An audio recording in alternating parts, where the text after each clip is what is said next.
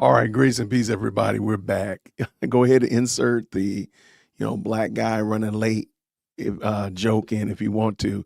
I apologize. I was in a Bible study and it went a little bit longer. It's supposed to be over at 8:30. You see where we are. Anyway, grace and peace, everybody. Hopefully you all had a great Monday. And today's President's Day. Shout out to that. A lot of people have sent me this video of this Rabbi Walicki, who apparently was the rabbi that spoke to Charlie Kirk the night before the UVU. So this is September 9th. And a lot of people said, hey, you should check it out. I did start to watch it and I said, hey, let's just watch it together. So that's what we're going to do tonight. So thank you to everybody who's jumped into the best live chat on the internet. I really appreciate y'all. I know there's some other people doing lives right now, so I appreciate y'all jumping in. And I do understand if you're not going to be here long, I'm going to try to keep this, pretty right, allow it to run, maybe add a little commentary, not a ton of commentary, because I think he made some great points. And I do think it's important to hear some other people. So here's a question I want to kind of throw out. And maybe if we do go long, this will be the reason why we go long. Is it problematic to you that so many people now, Charlie Kirk has been passed for 5 months now. Is it a problem to you that these people are coming out now and saying, this is what Candace Owens did. I got proof, I got evidence that she's not who she says she is. We just had Graham Allen this morning. We got Walicki yesterday. I think this video came out. There've been some other people. Does that time frame matter? Does the fact that they didn't say anything before matter? And if so, what is the proper time limit that you would see for somebody responding or calling out Candace or saying that she's wrong? Like, let's say, for example, let's use one that we have not heard from in a while, Brandon Tatum. If Brandon Tatum comes out and brings hard receipts, he's got text messages, emails, DMs showing contrary and calling out Candace, exposing Candace, would you be okay with that, or would you think that he's waited too long? That's my question. Like, because it seems like people are kind of giving it like there's a shot clock almost. Like, what do you mean? Like, there's not a game clock on this. What are you talking about? So, but I do understand. I just want to make sure I acknowledge that I do understand what people are saying. So I just want to throw that out, kind of get your chum the water, so to speak, see what you think about that. And then, of course, we'll tap in while we're watching the video. So the video from Rabbi, I don't want to butcher Parish. Y'all forgive me if I'm mispronouncing that. Parish Walicki. And he's talking about the impact of Candace Owens and what he said to Charlie Kirk the night before he passed away. So with no further ado, green hearts in the chat, my good people. When you get an op, green hearts in the chat. Let's go. For him to organize this call, why is he doing it with this rabbi? Was it Wojcicki, whatever his last name is? You're not going to just call like Dennis Prager, who you're apparently writing a Shabbat Shalom book with? It seems a little suspect. Hey, everyone. So Candace Owens has been talking about me recently on a number of episodes of her podcast over the last few weeks.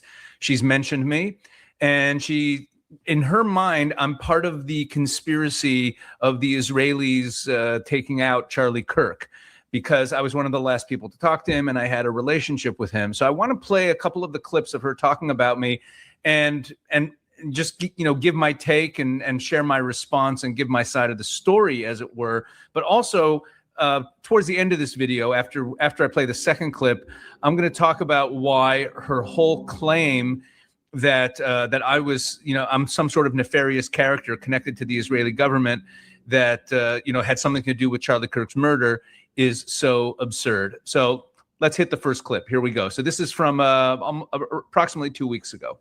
Organized this Zoom call for the express purpose of trying to make sure that he had all the best answers, the best messaging advice for how to speak about Jewish-Christian relations and the Israel question on college campuses. Okay, first and foremost, I just want to say he's so full of crap. The idea that Charlie had just gotten back from Korea and was like, oh, please help me, Josh Hammer. You're a complete idiot. Please help me learn how to speak to college students. Josh Hammer and a rabbi who lives in Israel. Like there was nobody else available. You know what time it must have been in Israel for him to organize this call? Why is he doing it with this rabbi? Was it Wojcicki, whatever his last name is?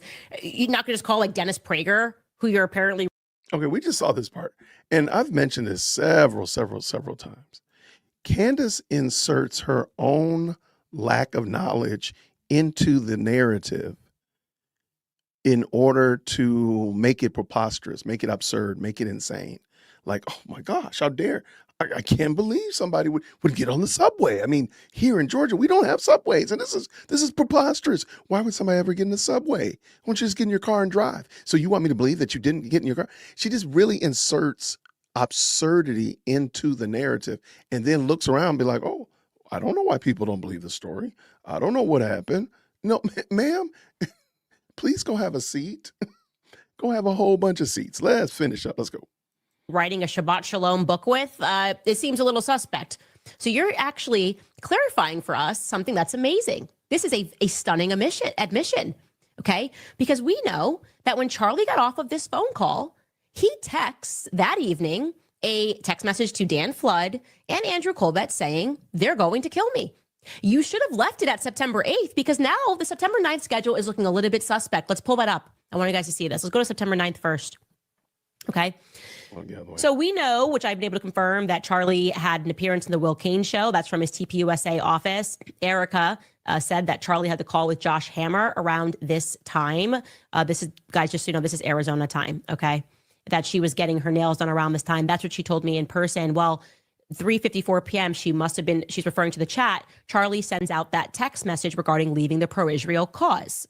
6 o'clock p.m., again, this is according to Josh Hammer, because he says 2 hours later, which would have been 5:54 p.m., 6 o'clock p.m., Josh Hammer and this rabbi that literally is based in Israel have a Zoom call with Charlie. So he sends a message.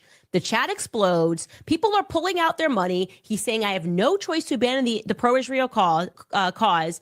Then this rabbi stays up and Josh Hammer stays up. They have a call with Charlie about talking points to do what he's done his entire career because he doesn't know how to do this himself. He's turning to Josh Hammer, who he does not have a great relationship with, to help him massage out his points. Okay.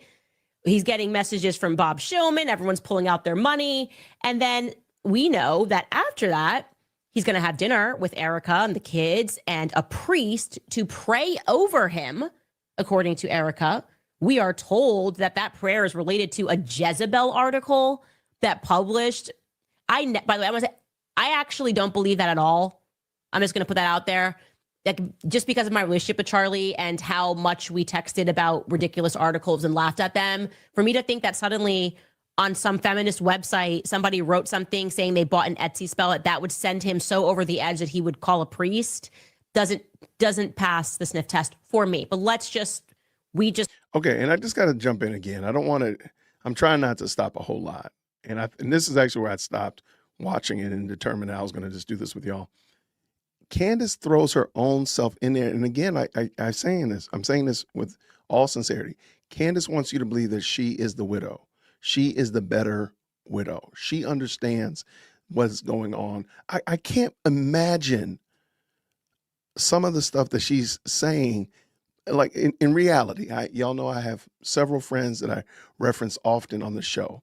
I have a friend of mine who just remarried his wife yesterday. They had some problems in their marriage. They divorced and they got remarried. They got back together, and by God's grace, they remarried yesterday. I have tons of text messages from him, emails about this situation, tons of them. But there's no way I would think that I fully understand what's going on inside of his house. And I got text messages and emails from like last week, right? From him, not from some third party or ancillary source. So Candace is like, it makes no sense. It's preposterous. Like, ma'am, why do you think you know everything? And this is for the Cantifa people in the crowd. Why do you think she knows everything? You have to step back from that and say, hold on, wait. This dude got a whole wife. How is she speaking so authoritatively about this man's family, about this man's life, when she has her whole family And he has his whole own family. She's showing you no proof, no evidence that she's had any communication with Charlie Kirk in 2025. Show me proof that she's actually talked to him. No, really, I'm waiting for it. This is ridiculous. This woman is insufferable. Let's go. Looking at the schedule, he's fighting with Jewish donors. They're taking out his money. Bob Shulman takes out his money. He then schedules this call with a rabbi and Josh Hammer. No, they were talking him off of the cliff. He's in the chat. He's saying, I want Candace back. Confirmed. This happened on September 9th now. I want Candace. Hey, real quick. I need Future and I need Ben. I need you all to remind me at the end of this video to talk about that whole I want Candace back thing.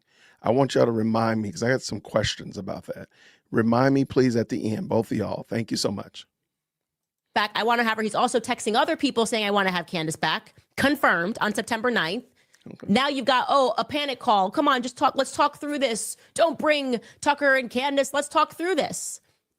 These aren't, he's not looking to debate with a rabbi. Hey, help me debate. This is asinine. They want us to believe he needed a rabbi, a priest, and a pastor in the last 24 hours of his life, all helping him with talking points. Okay. So then get that schedule back up. He ends this call. He has to have dinner in this hour, which I've confirmed. He did have dinner with his family and the priest to pray over him, this priest, at dinner. And then he messages Dan Flood and Andrew and says they're going to kill me.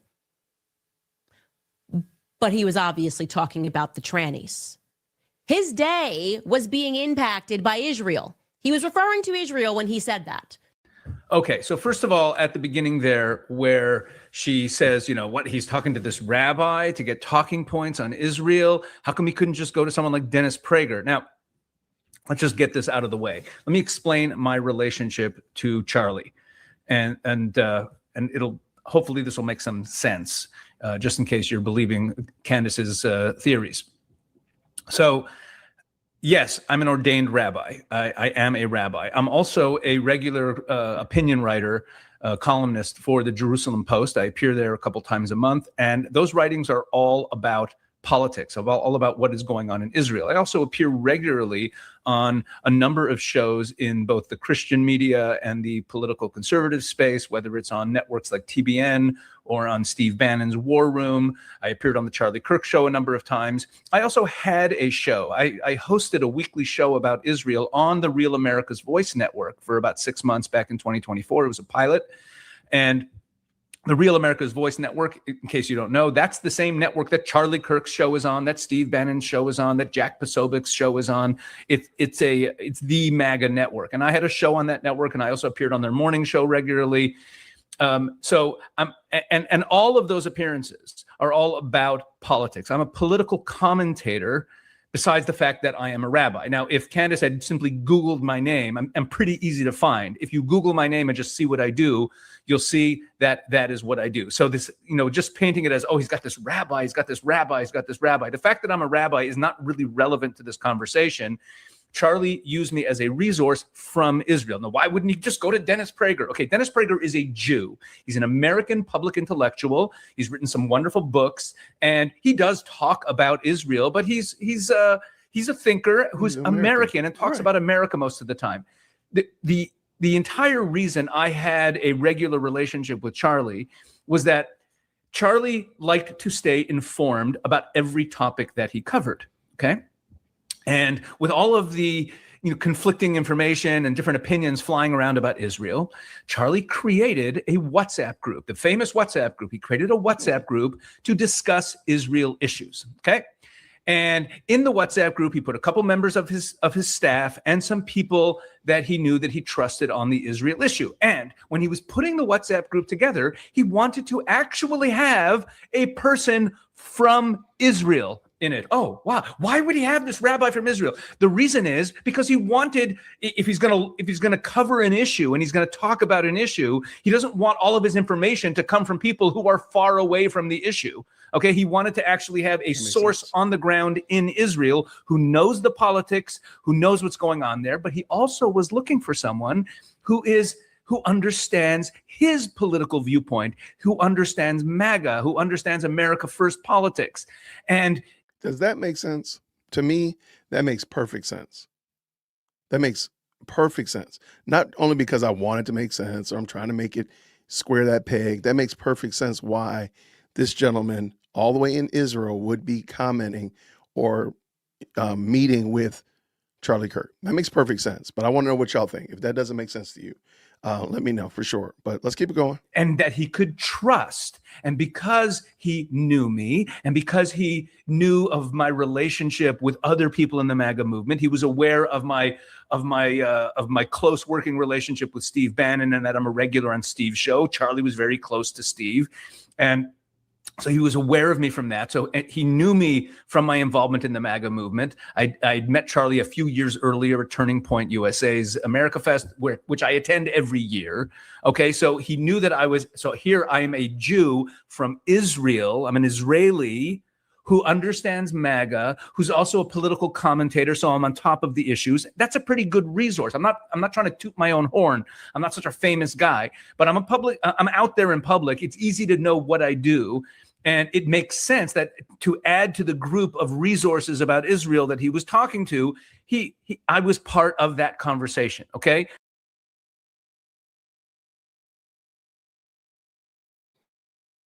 Sorry about that. All right, so tomorrow evening, I'm having a panel discussion with a whole bunch of ladies. I found some videos about feminism that I just thought were super, super insightful, right? I thought it was a good discussion. But I have a little bit of a problem because I'm not a lady, right? And I'm married, right? So I just wanted to have this discussion and I wanted to hear what women thought about it. So I had women, I've tapped women to come on the panel to have this discussion about feminism and whether or not feminism lied to women.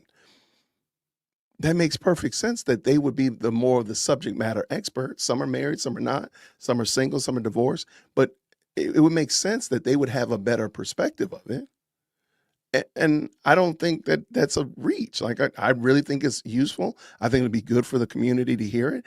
I don't think they'd want to hear from me. I think they'd want to hear from ladies. Call me crazy. Again, Cantifa, all you Cantifaites, y'all make sure y'all get up here to the front of the church. Why do y'all want to believe Candace so bad? I really want to know that. I really want to know. Why do you want to believe her? She sounds preposterous. She sounds insane. Like, why? I didn't even need this man to tell me why he was on the phone with Charlie Kirk for me to know that it made sense that he was on the phone with Charlie Kirk. Candace's story never made sense to me. And now look at this. All right, let's keep this dance going. Let's go. So they go, why didn't you just go to Dennis Prager? Look, Dennis Prager's wonderful, I guess, whatever you think of Dennis Prager. But why he wanted someone from Israel who has his finger on the pulse of the politics there. So that's why I had this relationship with Charlie. And that's why this was put together. Now, as for the Zoom call she's talking about, what she's referring to there is a Zoom call that Charlie had the night before he was killed about Israel. Now, why did he have this Zoom call? So first of all, this Zoom call was not a sudden Zoom call. It wasn't an emergency call to talk him off the ledge or anything like that. This Zoom call was on the schedule for weeks in advance. And it was put on the schedule by Charlie because it was the night before he was starting his next campus tour. Now, a lot of people don't realize that a huge number of the questions that Charlie would get asked on his campus tour were always about Israel. And he hated that. It drove him nuts because he was there to talk about America. And he would get asked all these questions about Israel. It was something like half the questions he got asked were about Israel. And he wasn't an expert on Israel. So he wanted to prepare to go out on campus and talk about Israel. I wasn't giving him talking points, but what he did was in advance of the call, his staff provided me with the most commonly asked questions that he got about Israel. And then I prepared information about it. He didn't accept every point that I made. That's fine. That's not what it was about. But he wanted to talk through the talking points. And there were a number of people on the Zoom call. Josh Hammer obviously was on it. He said that, but it wasn't just me and Josh Hammer. There were a number of people there. I'm not going to say who they were because it's not my place to disclose who else was on the call, but there were some other people from Charlie's staff. There were people there on the call, and we were going through and talking through these issues, and me as the expert from Israel was providing my insight on these issues. That's what the call was about. It was called by Charlie. It was on the schedule for weeks. Okay. So that's what that call was about. That's what my relationship with Charlie was. That's why I had a relationship to Charlie. Let's take a look at the second clip now. The day before, as we know, Charlie messages a group of people. Okay, real quick. So before we get into the second clip, did that first clip make sense? Why he was actually on the call? What is his role, being that he lives in Israel and Charlie was in the U.S.? Does that make sense? Green hearts in the chat if that makes sense to you. If that makes sense to you, let me know, because it makes sense to me. But I already believed and understood. I'm like, I can understand why somebody would do that. I have friends who are applying for jobs in positions that they already fulfill, right? They're just moving into another place, doing the same job. Why do they still study? Why do they bring up the stats? Why? Because they want to make sure they give the best answer possible. That's really it. Okay. Shout out to the best live chat. Thank y'all so much. It doesn't seem like, to me, the problem with Candace, and I'll just say this real quick, big screen. The problem with Candace is that she doesn't want to be charitable to anything that doesn't bode with her narrative, which I think her narrative is to destroy Turning Point. She hated Charlie Kirk. She hates Erica Kirk. Don't hate me. I'm just pointing out the truth. I'm just pointing out the obvious. So she hated Charlie. She hates Erica. That's just it. So she can't be charitable to them and say, "Oh, I understand how this happened." No, why'd the little girl wake up? They must have been fighting and throwing chairs at each other because the little girl doesn't wake up on time, middle of the night. What? What are you talking about? That's just crazy work. But see, I'm not hardwired to believe foolishness. So therefore, to hear that a 3-year-old woke up at 2:45 in the morning, that makes sense. Mine still wake up. I wake up at 2:45 in the morning, right? So you have to be charitable. But see, Candace can't be charitable because she has an ulterior motive. She wants to destroy this man's legacy. She wants to destroy his image. She wants to destroy, of course, Turning Point. And anything that Turning Point could do in the future will be sullied by Candace Owens. Let's go. And says that he is abandoning the pro-Israel cause, and he means it, okay? He's also texting people who work at Turning Point USA, and he's saying he wants Candace back at AmFest that year after the Zionist peer pressure to keep me off of the roster. He wasn't allowed to have me. Charlie's done. He is done. That's now a fact. He signals to his troops that he doesn't care about the money, does not care about the money anymore. He wants them out. He then has what looks like an emergency Zoom call with Rabbi Wolicki. Now, I want you to bear in mind, this is 4 a.m. in Israel. Rabbi Wolicki lives in Israel. It's 4 a.m. and he's going to jump on this call with Charlie. And he was just on this chat. He was on. Okay, before we go on, let me just throw this in. I was in Buffalo, New York. I travel a lot for my work. And I was speaking at a church, a pro-Israel church up in Buffalo, New York. I do a lot of speaking in churches on behalf of Israel. And so it was not 4 a.m. in Israel. Thank you very much, Candace. Oh, on the chat to see, that's what I'm saying. Oh, that actually makes it actually better. Because now you have to start wondering, where does she get her information from? I've been wondering this forever. Like, who is talking to this woman? And why do y'all find it necessary to talk to her? If he was in Buffalo, New York, that's a big difference than being in Israel. But if he wanted to talk about it at 4 o'clock in the morning, he's going to talk about it at 4 o'clock in the morning. That's not the biggest issue. But it just goes to show again that she doesn't. Where did you get that information from? I'm just wondering. Shout out. Let's go. 2 hours earlier before this call, when Charlie said that he would no longer be bullied by Jewish donors who play into all of the stereotypes. That chat, that notorious chat, which also featured Josh Hammer, okay? Josh and the rabbi. 2 hours later, we're going to jump on this call. And later on, after Charlie was assassinated, Josh and Erica, in a different time, to my face, they're going to say that chat was really not a big deal. That chat wasn't a big deal. Charlie was just blowing off a little bit of steam. He didn't mean it. He never once blinked on his support for Israel. Now, according to Josh, that 2 hour later call, that was just because Josh Hammer's brilliant. He's a mentor. He was a mentor somehow to Charlie when it came to debating, and he really just needed some good talking points. He was angry at Israel. but he was just blowing off some steam, and then he was back and wanted to focus on these talking points. And so apparently he needed Josh Hammer, and he also needed this rabbi all the way in Israel who agreed to wake up at 4 a.m.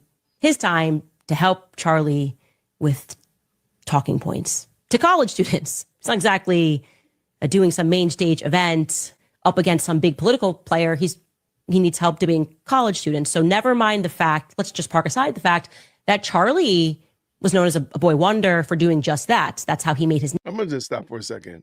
It just intrigues me that Candace Owens really is downplaying college students. Oh, they're just college students. They're just college students. Anybody could refute that. College students. Why do you need college students? Well, man, why don't you do it then? Why don't you go? I mean, you tend to only talk to adults. You tend to only talk to adults that agree with you. Why don't you go do it? I'm just wondering, just asking questions. Name debating college kids. This time, for whatever reason, he needed some pointers, and these were the two that were best suited for the job. Okay. What we know happens thereafter is Charlie concludes this call with Josh and the rabbi, and then he sends off text messages to his security chief, Dan Flood, also to Andrew Colvett, and he says to them that they are going to kill me. Who is they? Well, Erica wants us to believe that he was referring to the left, or maybe even an Etsy witch, right? Some Etsy witch who put a curse on him. Because don't forget, we were also told that the definitely not at all Catholic Charlie had a priest come over and pray over him as well after he has this debating pointers handed to him and texting people saying he's going to die. He also was not at all Catholic and needed a priest to pray over him. And by the way, don't forget, he also apparently had no fears the next day, Erica says. She has his phone, but we got a priest praying over him. We have a declaration that he's abandoning the pro-Israel cause and that he feels that he is being bullied and he's done with it, and that Jewish people play into all the stereotypes. But we are also told that he had no fears the next day. Actually, he went to bed and he was just excited. He was elated. He couldn't sleep because doing college campus events was so brand new to him that he felt like a kid on Christmas morning. I'm just going to jump in here and tell you that's a lie. Like, again, like who added that to it though? One of the problems with Candace that she has is that Candace cannot understand the Christian faith. And I know people are going to be in the fields about this. I understand. Don't tell me that she was Catholic. I'm sorry. Candace doesn't understand the Christian faith at all. She doesn't understand. I don't believe she understands what prayer is. I would love to hear Candace explain what prayer is. I would love to hear it because she doesn't understand it at all. So the idea of having somebody, now I will say this. Now let me push back on this. I do think Charlie Kirk was entirely too ecumenical. I do think that. I don't understand his ecumenicalism. I don't get it. So I'll push back on that. So I'm not having a priest come pray for me. Okay, why don't you have your pastor come pray for you? That's all I'm saying. But watch this. It's not uncommon to have somebody come and pray for you. Like, for what? Why would you not? If you're about to go on a tour and you're going to be leaving your family, you're going to be going zipping around here, there, and everywhere, why would you not have somebody praying for you? Is that bad? Is bad to have somebody pray for you? Like what are we doing here? Like what's going on here? It makes no sense. Like, but again, Candace doesn't, and this is what I'm going to push back on Cantifa.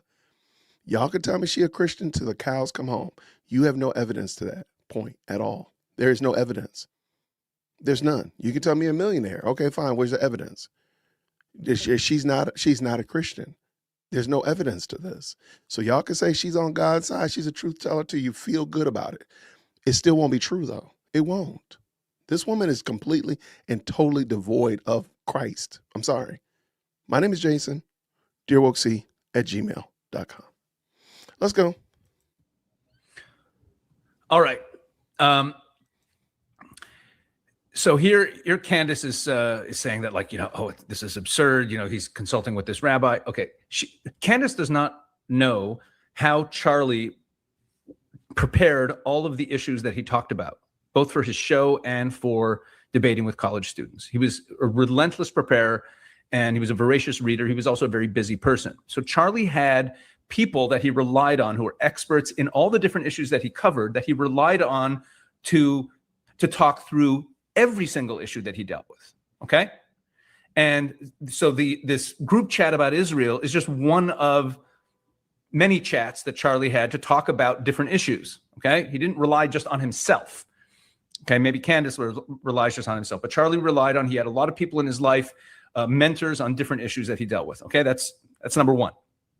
Now, and I already mentioned the fact that it was not 4 a.m. I was in Buffalo, New York. I was stateside, and that this meeting had been planned for a while. And let me explain Charlie's position on Israel, because now you can take my word for it or not. Candace has seen a couple screenshots that were sent to her by Andrew from that chat from that day. And that's how she knows about it. That's how she knows about that. Let me just add this last little point that I promise I'm not going to keep stopping. This man was the one that was on the call. Like, so let's be real here. He was on the call or the Zoom call. He's been a mentor to Charlie Kirk. It's very fair to say that this man knows what he's talking about. There's very good reason to be like, okay, yeah, he's the one. He would be the one that we believe over Candace, right? So Cantifa, what are we doing? What are you doing? Why is this man not a credible resource? He was actually on the call. It's not just you or myself who weren't on the call. This man was on the call with Josh Hammer, with Charlie Kirk. Why is he not a credible source? That's all I'm asking. That's all I'm wondering. That chat group. But I was in constant conversation with Charlie, again, as a resource for him on Israel. He would ask questions. He would want there be a headline. He'd want to check in on it, see what the Israeli side is. That doesn't mean he accepted my talking points. It was just, I was just providing our side of the story for things. Okay. Now, my understanding of Charlie's position here was this. If you go back to the Student Action Summit in July, and that's where all this stuff blew up. That's where this whole thing started, with the donors getting upset at him, where Tucker Carlson gave a speech there that was quite anti-Israel and quite anti-Jewish. It included like a harangue about Bill Ackman and the Mossad and Jeffrey Epstein. He gave a speech that really upset a lot of Jews. And that's when he started getting a lot of heat to cancel people, to cancel Tucker Carlson. That was what was going on. And I was actually on the side of saying that he shouldn't cancel anybody. I'm not into canceling people's voices. I don't think it's productive. I don't think we gain much from it. That's another topic for another time. But I even wrote, so when all that criticism was happening, when the Jewish community was criticizing Turning Point and Charlie for platforming Tucker Carlson, I wrote an opinion piece in the Jerusalem Post, actually. It's right here. Let me pull it up. Here, I wrote an opinion piece in the Jerusalem Post defending Charlie Kirk for platforming these people. And in it, I talked about the fact that we can't have this purity test. We can't be, insisting that people, agree to everything Israel says in order to platform them, and that we have to be smarter about it. This isn't about political purity test. The pro-Israel movement cannot afford to demand absolute ideological conformity. And this was a case that I was making in my column, in this column that I wrote in the Jerusalem Post. Okay, and around that time, I also appeared a couple times on the Charlie Kirk Show. This was all part of my defense of Charlie for platforming people like Tucker Carlson. I never called for him to cancel any voices. Now, Charlie did not agree with the things that Tucker said about Israel. Charlie had his questions, he had his criticisms about Israel, and that was all part of our daily conversations. But Charlie was opposed to Jewish donors who were, he felt, bullying him to cancel people. That's what he was upset about.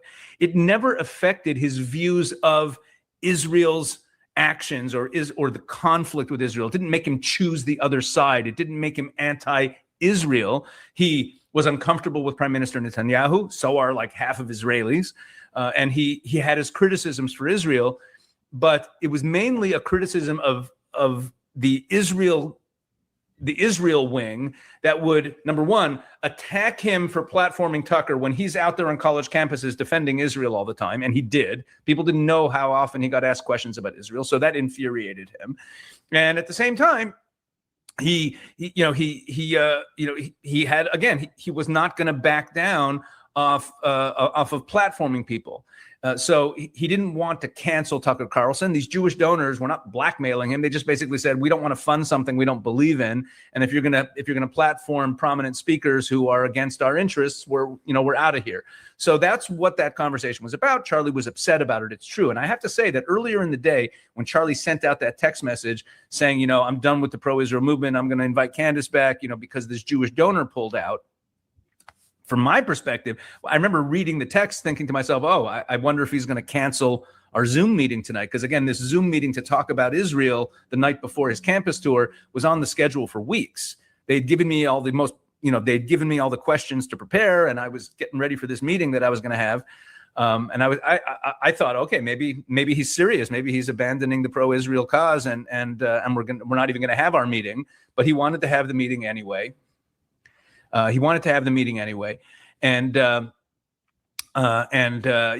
we had this meeting. Now, here is the thing that I said at the beginning that I'll really point out the big problem with this whole theory of Candace's.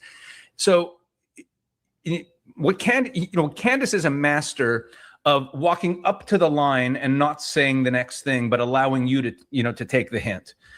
It's very smart. She's sharp, and there's this implication here that I had something to do with his murder, that maybe I'm kind of some sort of Israeli agent. And in fact, there are some conspiracy theorists on the right who have jumped on this, and they've even referred to me as a Mossad agent, right? Charlie Kirk's handler, Israeli agent, Rabbi Pesach Walicki. And this is all based on the fact that we had this Zoom call the night before.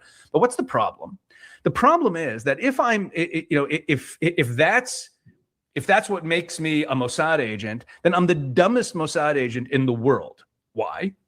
Well, how does everyone know that this Zoom call took place? How does everyone know about it? How does anyone know about it? You know how?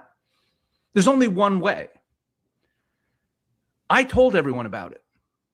The only source, first of all, no one else other than me and Josh Hammer have ever said publicly that we were on this Zoom call.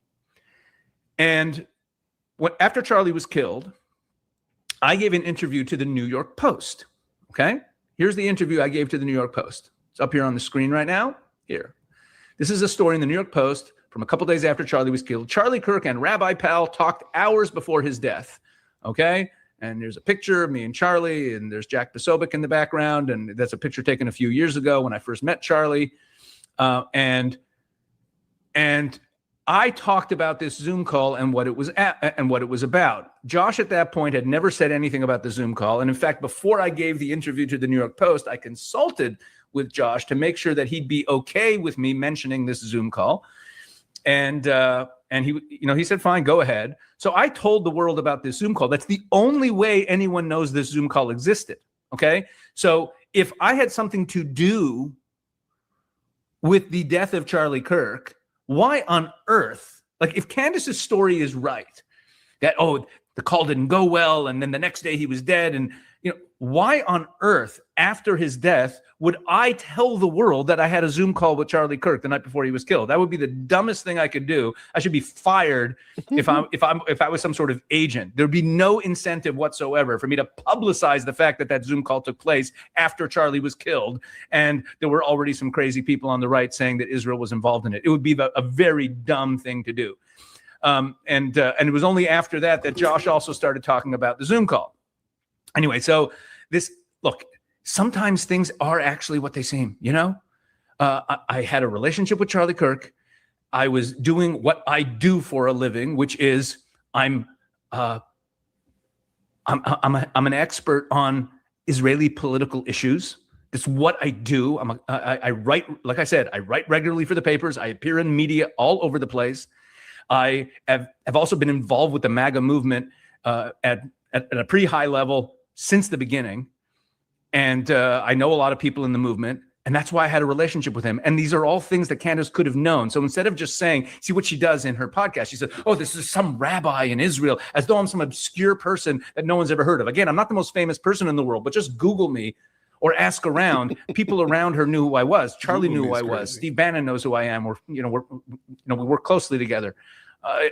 I'm a regular on his show. Like she could have figured out very easily that I write in the Jerusalem Post about politics multiple times a month, and that I appear on shows in the America First movement all the time. She could have known this easily. Maybe she does know it. Maybe she doesn't. But she paints it as though there's something nefarious about this obscure, dark figure, this rabbi who he met with the night before. Again, the only way anyone knows that I met with him the night before is because I told everyone that I met with him the night before. I gave that interview to the New York Post. So it's all ridiculous.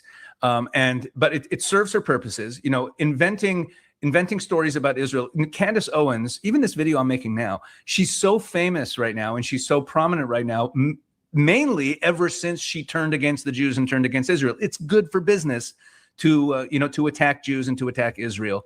So listen, I'd be more than happy to talk to anyone. If anyone wants to talk to me further about this issue, I'll make myself available. But I just felt like, she's talked about me a number of times and I have never said anything about it. And I figured I would finally just put something out there and just respond to everything Candace has been saying. I hope you're finding these videos helpful. Please share this and, share it around because, we have to push back on all this nonsense and all these lies. God bless. All right. Okay. Well, there we go. All right. So we have an obscure YouTuber. Now we got an obscure rabbi. There we go. We need to have him come on the show and I'll make a shirt that says obscure rabbi on it and send it to him if he comes on the show. Okay. So that was it. Shout out to Rabbi Walicki, who talked with Charlie Kirk the night before he passed away. Oh, what do y'all think? So before, and we don't have to be super long, but I'm going to hopefully get some answers. His name is Pesh. I don't want to butcher this. Look, I'm not trying to be disrespectful. Josh Hammer and a rabbi. His name is, I don't know how to pronounce this. P-E-S-A-C-H W-O-L-I-C-K-I,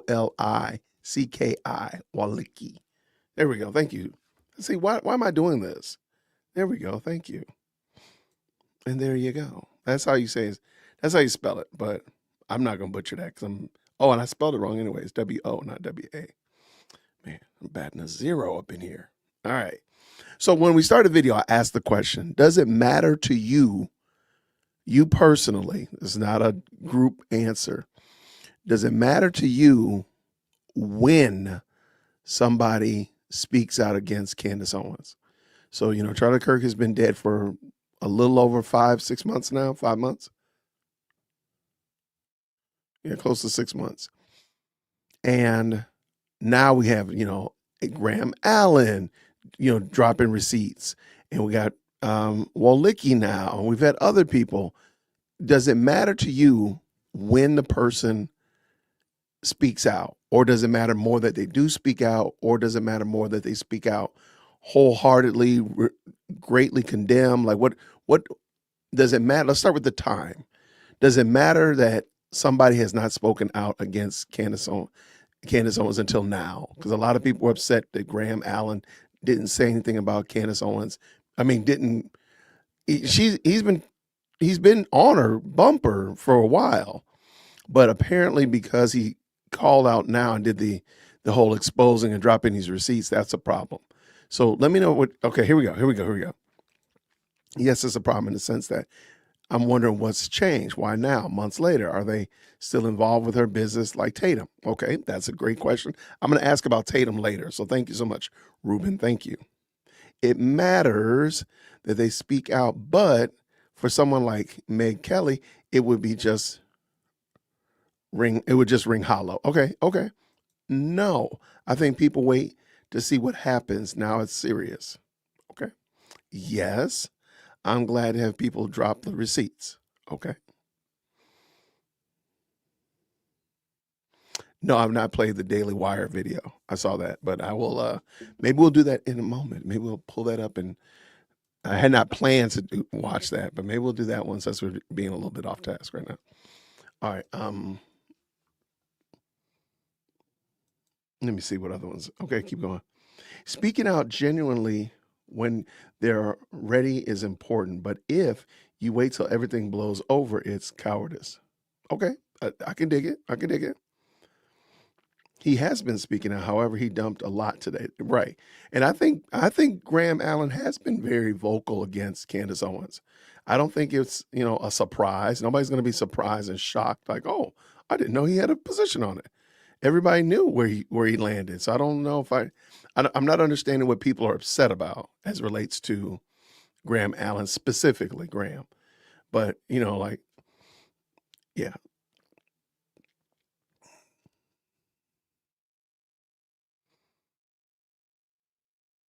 No, I agree with that. I agree with that.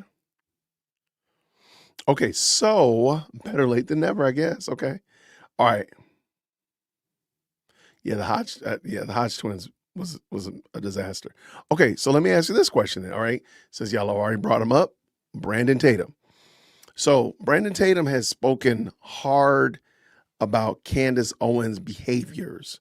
He hasn't said her name. He hasn't denounced her specifically.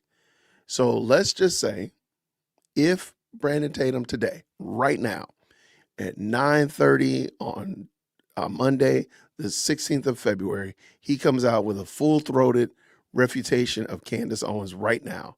Would you accept that? Yes or no? If but he doesn't bring receipts. He just says that what she's doing is wrong. She's tearing Erica Kirk. She's ruining Turning Point. She's gonna make us lose the midterm. Blah blah blah blah blah blah. Would you accept Brandon Tatum if he did that right now? Okay, I got some no's. I should have said no's. I should have said green hearts for no's or something. I should have said that. Okay, next time I'll do that. Brandon Tatum is spineless. I don't doubt that at all. I think he's very, given the fact that now we know that he does the fulfillment for her merch store. I do think that changes the whole complexity of everything, in my opinion. Now that we know that he's the one that does her merchandise, the cups and the books and the shirts, and not books, the cups and the shirts and all that kind of stuff, the hats. Yeah, that's a problem. That's a big problem. I don't see how that and the fact that he hasn't spoken out against her, it does make way more sense now, in my opinion. Where's that Daily Wire video? All right, what do you have here? Let's see.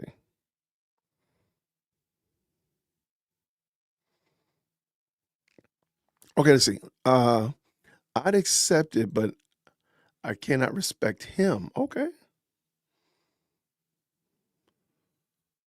Yeah, Alan. I thought Alan was great today. Okay. Money over integrity. Brandon spoke against Candace a while ago, didn't he? I know he said her name. Yeah. I think we went over that one. I'm almost certain that's the one we went over. It was very lighthearted and not very. I want to hear what he has to say right now, being the fact that Brandon Tatum gave what $300,000 to Erica Kirk's family and the family. I want to know what he thinks now that his friend, his sister, is tearing apart the woman that he just gave 300 grand to. I want to know how he feels about that.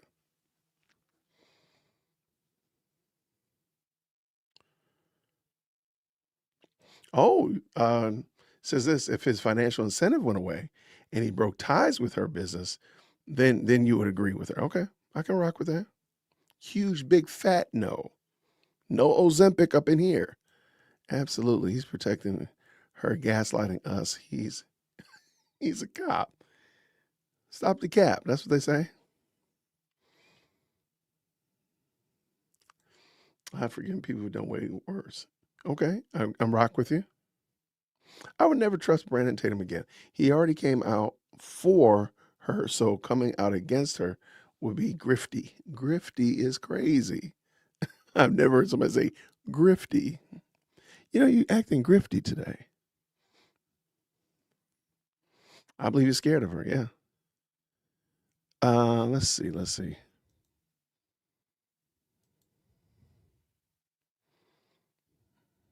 All right. Okay.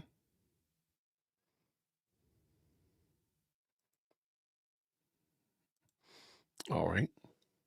I'm sorry. I'm just looking at. I like it. Thank you so much. All right. Yeah, I thought Graham's video was great. I'm not going to lie. He was to the point. He had receipts. He has receipts. I'm sorry. Now, some people on X, matter of fact, and I think this is interesting as well. Some people on X, and if the mods, if you have that video of the Daily Wire video, I can't find it. I saw it in passing. I said, oh, I'll look at it later, and I don't know where it is. So if you have it, could you put it in the group chat? Oh gosh, it's President Firstborn. Un momento, por favor. 1 second. 1 second. Good.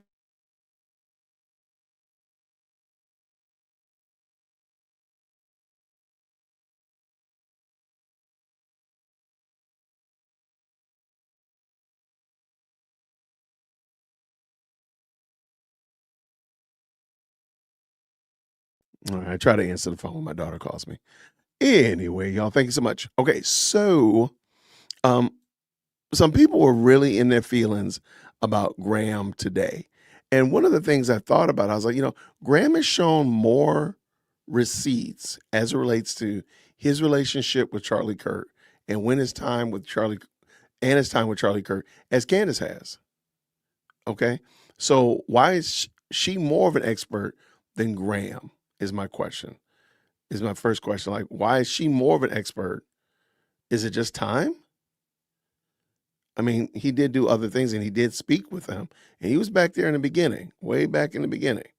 So why is he less reliable than Candace? I don't understand. And why is Candace more reliable than him? I don't get it. Okay, let me see. I'll find this video. Don't sweat it, y'all. I see some people asking me about this Daily Wire video. I don't know. It was a video, one of the little spoof videos with Ben, but I don't see it. So I saw it in passing, but I didn't. Clearly, I did not grab a hold of it. So that's okay. Don't sweat it.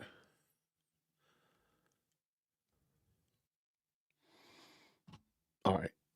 That's it. Okay, let's keep this going. Let's see what you got.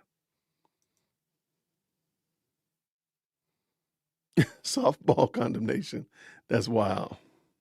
Yeah, I don't know why. I have no idea what Brandon Tatum, why he won't speak out against her. But I've already kind of given up on that. So Brandon Tatum doesn't have to. In my mind, he doesn't have to, because no matter what he says, it's not going to be. In my opinion, it's too late. It's too far gone. It's almost like it's too popular now to call her out versus anything else. So now here's something I thought about, and people on X were really upset about this as well, that they were upset that Graham Allen called Candace out while she's allegedly on vacation. And I think that's interesting. I think that's a very interesting take, because why is that a bad thing that he's calling her out and she's on vacation? So what? Nothing is stopping her from picking up her phone. Lord knows she's on her phone. I'm gonna sneeze 1 second.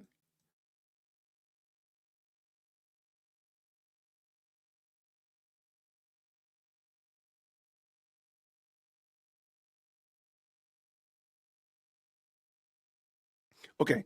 Woo. All right, back. Okay. But so what?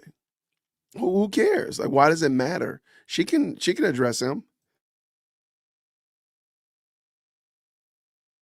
Why does he have to abide by her schedule? Who cares? If she wants to address him, she can address him. If she doesn't want to address him, she doesn't have to. She can just keep it on walking on by. You're not required to address anything, Candace. That's the problem. You think you have to address everything, and you don't. So here's the last thing that I want to bring up. And oh, by the way, I do have Ami Kozak, please forgive me, coming on tomorrow. And it wasn't a Daily Wire video that I saw. It was actually an Ami video. It was an Ami video. So I'm going to pull that in a second. Is a spoof of Tucker Carlson. So I'm going to pull that in. But, okay, here it is. Let me pull this in real quick. Let me just do that while I get my life together. Here we go, real quick. Shapiro and his little girlfriend. Oh, what happened? How's it going? Shapiro and his little girlfriend. How's it going? Are you afraid to debate me, Tucker Carlson? Because you know that I am the best debater. I have beaten hundreds of people in debates. I am well equipped with whatever you throw at me. I think you're an amazing debater, and I think you're terrible. I'd be more than happy to attend. Not. Wait, why is this only this long? Oh, it's a full skit. Hold on. Let me grab this real quick. I didn't know that this was only this long. Let me grab the whole thing. All right, let me grab the whole clip. Sorry about that. Oh, it's considerably longer. My bad. I'm doing a horrible job over here today, y'all. But that's how you know this is a real show, man. We're doing the show live. This show has got real problems. It's got me. Okay, let's pull this back in. Here we go, y'all.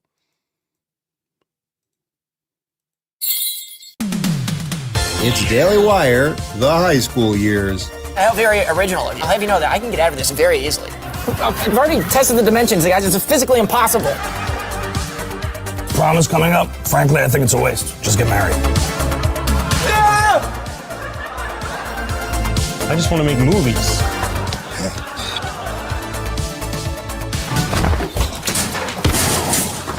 This week, Ben explains common sense at the lunch table. That's what happens, okay? This is not a safe space, all right? When you sit down with me, you're going to expose yourself to a factual smackdown. Really? Again? And stands up to a pesky bully. Why did you tell Miss Morgan I was late? Okay, let's say for the sake of the argument, the class starts at 12:05. You walk into the classroom at 12:08, making you roughly 3 minutes behind schedule.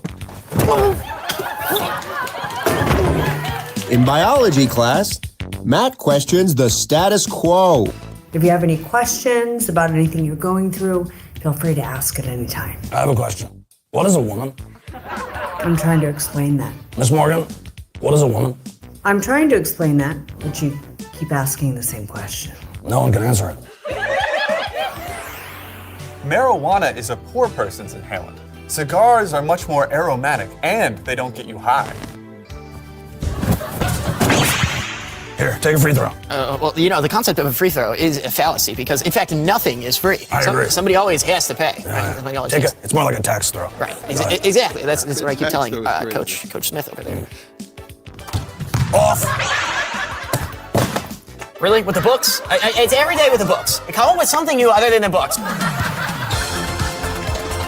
Ms. Morgan, I just want to point out a few things. Kyle copied Jared on the last exam. That was quite obvious. Also, Katie DeMarco has not read at least 2/3 of The Awakening. You can tell by her questions. Duncan has been copying my notes almost verbatim. And don't miss a visit from the rival debate squad. Ben Shapiro and his little girlfriend. How's it going? Are you afraid to debate me, Tucker Carlson? Because you know that I am the best debater. I have beaten hundreds of people in debates. I am well equipped with whatever you throw at me. I think you're an amazing debater, and I think you're terrible. I'd be more than happy to attend debates. One of my favorite things to do. I'm not afraid, but I'm scared. I can't stand you. I'm jealous, and I admire you, and I hate you. Jeremy gets another swirly. I have an audition! It's for Oklahoma! Well, it's the same old thing, Dr. Peterson. Everybody's making fun of me, and I just want to make movies. If you and your friends, they find themselves inside the belly of the beast, that's a whale carcass, you know? You can't communicate with each other. I mean, for God's sakes, you gotta find the blowhole. Ben and Matt finally slug it out. I don't really care about other schools. I'm not going to apologize for it. Well, actually, I do think other schools affect the problems here at our school. Well, I'm sorry. There's nothing. I'm not anti-Semitic for thinking we need to focus on our school.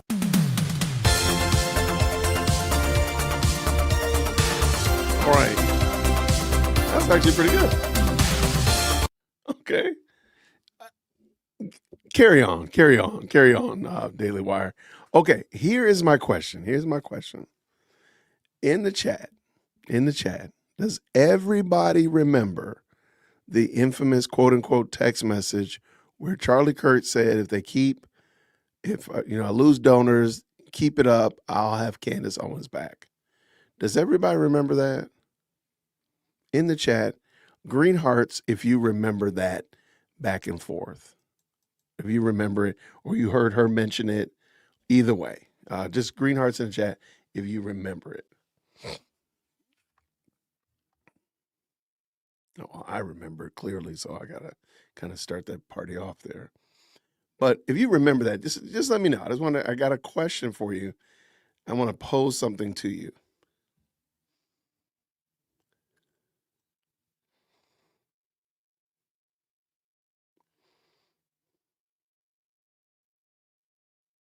Oh my gosh. Okay. It looks like some reason or other my chat is delayed. Okay. It looks like most people remember that, and that's cool. All right. So here's my next question then. Does everybody remember of course, being called out during the cease and desist, Candace Owens exposed that she was actually on contract with Turning Point USA. Right? And of course, let me know if you remember that. And I'm going somewhere here. I'm trying to get somewhere. I have no idea why my chat is so slow on the side. I have no idea why my chat is so slow. All right. Most people, you remember that. So here's my question. If Candace Owens was on contract already, what is Charlie Kirk talking about? I'm going to bring Candace Owens. I'll keep it up and I'll bring Candace Owens back. She was already on contract. So was he having a senior moment? What was he talking about? And there's been other instances like this where with further review, after more information comes out, the situation was, he could have had Candace back at any time he wanted to because she was already on contract with them. So what was he talking about when he said that? Okay, I see it was a joke. Some people say maybe it was a threat. Okay. Some people say it's a joke, might have been a threat. It could have it could have ended recently, but it was just, when he said it, she was under contract though. To expose her, okay. It was a threat, okay. I have no idea why I can't pull my comments up on the screen. Sorry, y'all. I'll just leave this up here. All right. He's bringing her out as a reservist, okay. She twists and returns things, okay. I totally believe that, yeah. Maybe she was, maybe it was sarcastically threatening, like, oh, don't make me, right, bring back Candace Owens. I agree. I believe that's what he was saying, but she was already on contract. So I'm just wondering, it just seems odd that she was on contract and Candace confirmed that she was on contract. And then he said that. It just seemed odd to me. I don't know why. Maybe she was on hiatus, okay?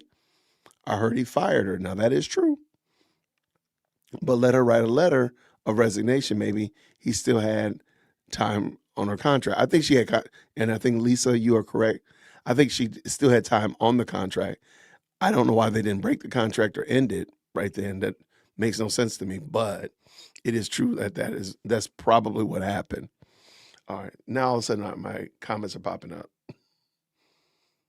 All right. But she wasn't speaking right.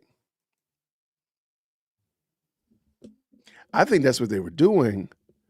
And of course, now they were able, because of the NDA that she signed, they were able to break it or end the contract. But I'm just wondering why he said that if she was in fact under contract. And maybe I might be making too much of it. Maybe I'm thinking too complex about it. But I just want to know what y'all thought about it. Thank y'all so much.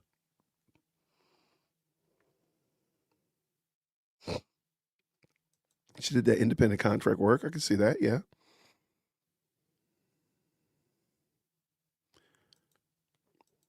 I appreciate it though. Okay, so tomorrow is Tuesday. We have Ami Kozak coming on to talk. I'm gonna talk a lot about who Ami is, of course. So we're not gonna dig a whole lot and spend a lot of time on Candace, as much as we're gonna spend some time trying to find out a little bit more about who Mr. Kozak is. That'll be a good conversation. Tomorrow evening, I'll be having a panel discussion with some bright and smart young ladies talking about whether or not feminism lied to women. I think that'll be a good one. So I'm looking forward to that. And that will be tomorrow, Lord willing. It's going to be a great day. We got some fun things planned. But I want to say thank you all so much for that. Thank you to everybody who sent me the video by Rabbi Waldicki. I thought it was informative. I'm glad we watched it together, and definitely hope that would help add some insight, give you a little bit of ammunition, a little bit of explanation as you share and interact with Cantifa members. It can maybe make some sense out of it for them. So let's see if I missed anything else. I think I'm about to call it a game.